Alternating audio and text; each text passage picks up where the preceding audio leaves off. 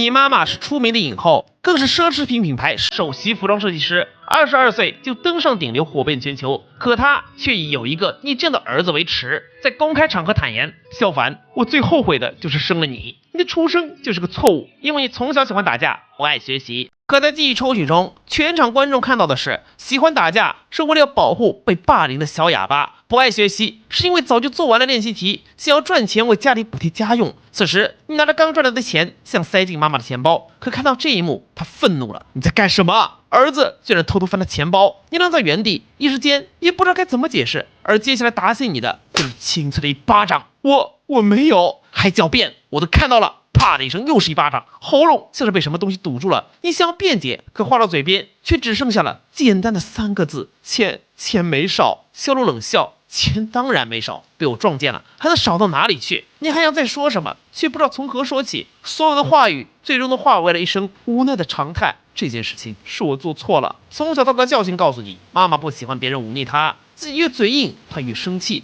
既然解释不清，你就默默承受这一切吧。听到你认错，萧路心中怒火消散不少，可眼中仍是质问之色。偷钱这种事情有一就有二，必须教训。你偷钱是要干什么？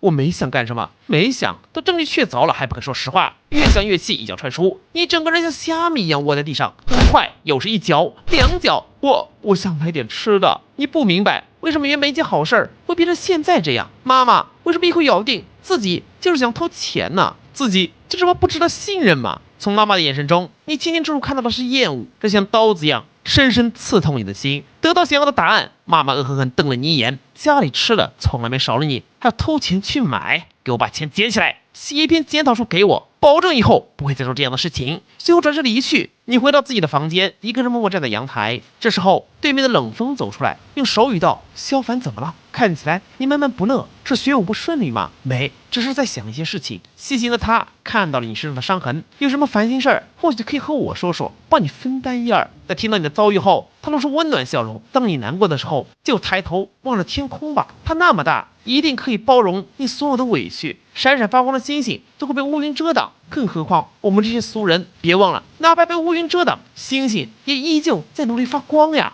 这时候正在观看记忆的观众们都泪目了，萧女神这次真的是错怪萧凡了呀。她说往里面放钱，不是偷钱。还有人反驳，这种事也不能完全怪萧女神，孩子拿钱包，家长第一反应确实是偷钱，偷钱就该打，几个好好教育。我小时候偷钱，我爸用皮带抽我还不是活得好好的。争论的时候，一个声音冒了出来，其实想知道真相很简单，数一数钱包里的钱就行了呀。主持人温雅贤也反应过来，那萧老师当年有数过吗？萧路有点不好意思，我以前花钱大手大脚惯了，并不知道钱包里有多少。这件事儿的确是他错怪萧凡，如果当时能够对他多一丝丝信任，结局是不是就能改写了呢？昊天境内，你又恢复信心，开始努力练舞，并自创了一套舞蹈《风吹一下》，这让街头舞团的生意更加火爆。女孩龙笑笑也即将过来给你牛奶和面包，还请你吃雪糕。听到你终于答应后，她笑了，好耶，就这么说定了哟。时间一天天过去，你们俩关系也越来越好，两小无猜，一起长大。某天，你送他回家，看到高大的别墅，露出不少羡慕之色。龙笑笑摇头，家庭条件再好，有什么用呢？我爸爸妈妈经常在外面出差，就留我一个人孤零零在家。如果有得选，我只想要一个小小房子，有父母陪我长大就够了。可听到这话，你脸上一怔，有一个小小房子，身边有母亲陪伴，可这种日子真的快乐吗？两个孩子都羡慕着彼此的家庭。晚上一回家，就看到妈妈冰冷的脸，去哪里鬼混了？这么晚？你如实坦言，公园练舞，妈妈紧紧盯着你，家里也能练。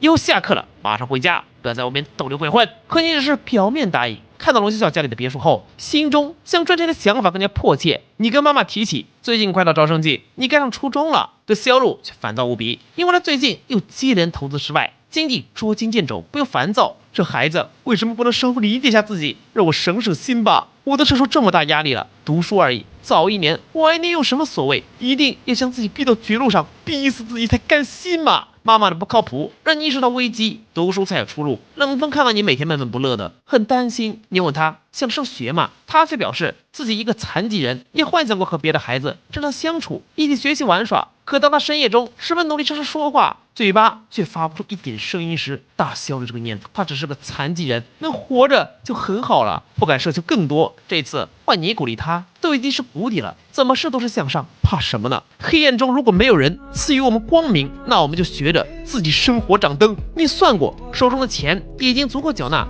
小学6年的费用。于是乎，接下来的日子，你和龙笑笑、冷风一起，白天他陪你们俩去跳舞，傍晚大家就一起复习功课。你们目标是市重点幽冥小学。这样夜以继日的挑灯夜读下，3位少年都无比努力。他们一个想活得像正常人，一个想向爸妈证明自己，还有一个则是为了自己的未来。很快到了考试的日子，题目很难，可你却迅速写完后交卷。监考老师都懵了，这才开考半小时，再检查检查。可你却摇头，不用了，老师，我交卷。老师叹气，何必要为了出风头而断送自己的前程呢？但看到试卷的那一刻，他愣了，粗略看去，居然是全对。最终你以第1名，龙笑笑和冷风以前90的成绩顺利入学。进入小学后选座位，前排就是剩一个位置，你坐在倒数第2排靠窗，让龙笑笑坐前排，前排更容易听清老师的话。可过一会儿，少女还是挪到你身边。笑凡，我还是想和你做同桌。你不知道少女这小心思，只是叹口气。好吧，那不懂的可以问我，我尽量多能帮你的。忽然，龙笑笑问了你个问题，那就是明明你的考试成绩是第1，很轻松能进提高班，可为什么还是选择了普通班呢？你笑了，那是因为普通班气氛很好，可以用平常心去对待学习。龙笑笑却不信，这明明是说向奔赴啊！这天晚上回到家写作业，练习生上的题目太简单。事实上，你现在早在做初3的题目了。你突发奇想，是不是能一口气把整本练习册都做完？刷刷写入迷。忽然身后传来个声音：“你在写什么？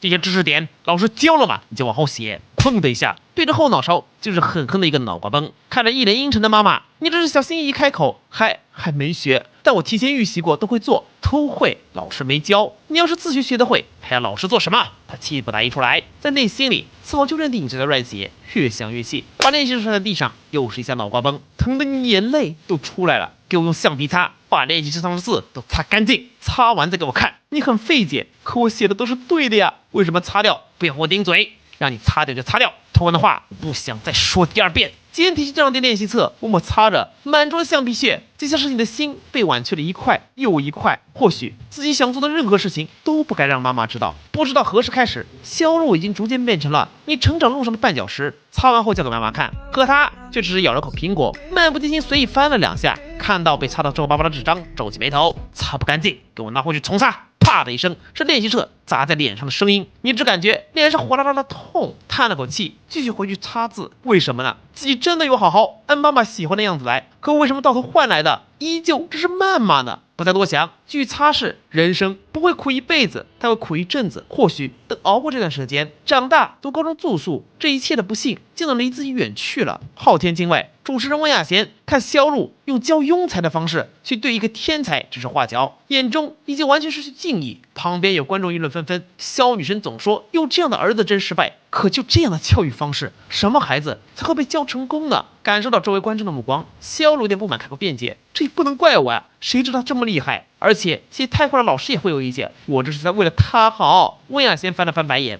为他好，呵呵，这个借口不知道害了多少孩子，一声声的为你好。爸妈不会害你，多少有天赋的孩子被扼杀在摇篮，失去锋芒，变得平庸，没有任何特色，也没有太多缺点，成为了芸芸众生之一。